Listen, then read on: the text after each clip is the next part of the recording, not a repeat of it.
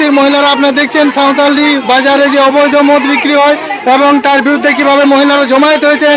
এই সেই সাঁওতালদি যে বিদেশি মদের দোকান ফরেন লিকুয়ার, সেই দোকানে আপনারা দেখছেন হানা দিয়েছেন।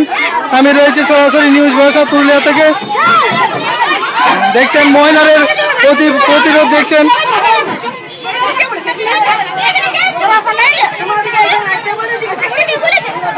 নমস্কার, আপনারা যে ভিডিওটা দেখলেন এটা পুরুলিয়া জেলার সাঁওতালদি শহরের কাঁকি গ্রামের ঘটনা। এখানের মহিলারা একজোট হয়ে এখানে একটা সরকারি ভাটিতে মদ ভাটিতে তারা হানা দিয়েছে।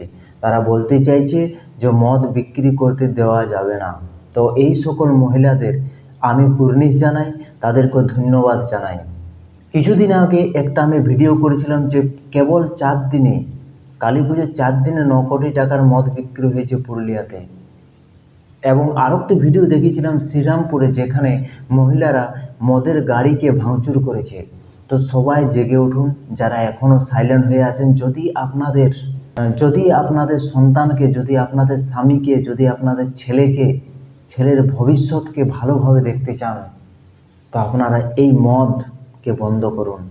আর আপনারাই পারবেন একজোট হয়ে এই মদকে বিক্রি বন্ধ করতে, তাছাড়া কিন্তু সম্ভব নয়।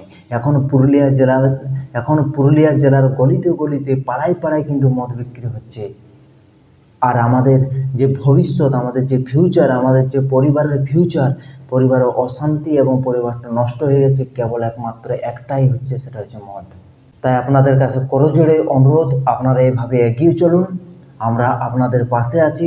আর যারা এখনও চুপচাপ আছেন তারাও মুখ খুলুন।